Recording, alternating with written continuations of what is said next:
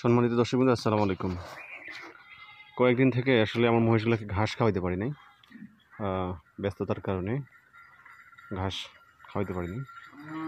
ঘাস উঠাই আনা একটা কষ্টকর, যেহেতু আমরা ঘাস চাষ করি না, মাঠের থেকে উঠাই নিয়ে আসতে হয়, সেহেতু ঘাস উঠাই আনাও একটা কষ্টকর। এই কষ্টকর আসলে মহিষগুলোকে ঘাস খাওয়ানো হয় নাই। তো আজকে অবশ্য আমার পাট ক্ষেত থেকে লোকজনকে চুক্তি দিয়েছি পাট নিড়ানোর জন্য, তো ওইখানে প্রচুর ঘাস আছে। তো আজকের থেকে 3 দিন 4 দিন এই ঘাসই চলবে। তো এরা ঘাস পাইয়া তো পুরা বেদিক হয়ে গেছে আর কি, ঘাস থেকে মুখ উঠাচ্ছে না, দেখুন কত মানে রেগুলার খাবার যেটা ওদের, সেটা না থাকলে একটু ওদের ইয়াটা নষ্ট হয়ে যায়। দেখুন আস্তে খা, বাবা রে বাবা, দেখছেন অবস্থা। রেগুলার খাবারটা আসলে দিলে যেটা ওদের ইয়া থাকে, সেটা চেঞ্জ হয়ে গেলে ওদের সমস্যা হয়ে যায়।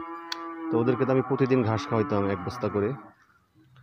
তো গত 2 দিন থেকে আমি আসলে ঘাসটা ব্যস্ততার কারণে নিয়ে আসতে পারিনি। আমি নিজেও একটু একটা ব্যবসা করি, এই ব্যবসার তালে অবশ্য পড়ে গিয়েছিলাম, এগুলোকে সময় দেওয়া হয়নি।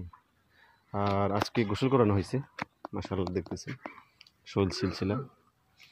ভৈষের বাছুর আপনারা যেনারা দেখছেন, মানুষকে আমাদের এদিকে একটা আঞ্চলিক ভাষা ছিল, মানে যার শরীরে ময়লা থাকবে তাকে ভৈষের বাছুর বলা হতো। কারণ হচ্ছে ওরা সবসময় শরীরে ময়লা টানে। আজকে গোসল করানোর পর আলহামদুলিল্লাহ দেখেন মানে ছিলছিল করতেছে। আর এটার প্রভাবটা আসলে ওদেরকে জিঙ্ক খাওয়ানো হয়েছিল। জিঙ্ক খাওয়ানোর পরে ওদের যে শরীরের যে ময়লাটা ছিল সেটা কেটে গেছে। জিঙ্ক আসলে একটা শরীরের চামড়া স্কিন ঠিক রাখার জন্য জিঙ্কটা আসলে পশুজীবীর জন্য খুবই উপকার। আমি এটা আসলে কখনো খাওয়াই নাই, কিন্তু এবার খাওয়াই দিয়ে বুঝলাম। দেখেন প্রথম যখন আনছিলাম, আগের ভিডিওগুলো আপনারা যে দেখবেন, শরীরে ময়লা আবর্জনা লেগেছিল, মানে গোসল করানোর পরও ময়লা থাকতো, কিন্তু জিঙ্কটা খাওয়ানোর পরে একবারে তেলে স্বভাবটা আসে। তো এই হচ্ছে আজকের ভিডিও আমার।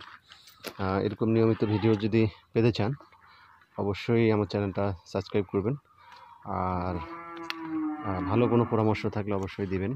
আর যদি আপনাদের কারো এরকম মহিষের বাচ্চা লাগে, মহিষ লাগে, অবশ্যই জানাবেন, ব্যবস্থা করে দেওয়া যাবে।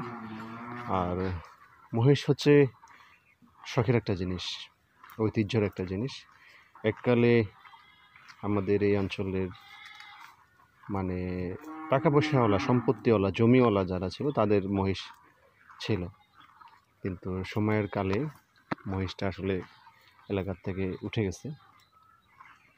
কিন্তু আমি টাকা পয়সার জন্য নিয়ে আসি না, আমি আনছি আমার শখের জন্য। ছোটোবেলায় দেখতাম, শখ ছিল মহিষ পালন, এই জন্যই নিয়ে আসি।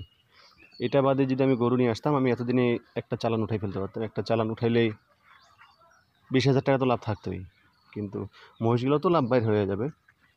এই মহিষগুলো তো এখনও বিক্রি করলে 20-25,000 টাকা লাভ আসবে, কিন্তু আমি তো বিক্রি করবো না। এগুলো তো আমার শখের বস্তু, শখ করে পালতেছি, এটাই হচ্ছে কথা। তো সবাই ভালো থাকবেন, সুস্থ থাকবেন, আর চ্যানেলটা সাবস্ক্রাইব করতে ভুলবেন না। আসসালামু আলাইকুম।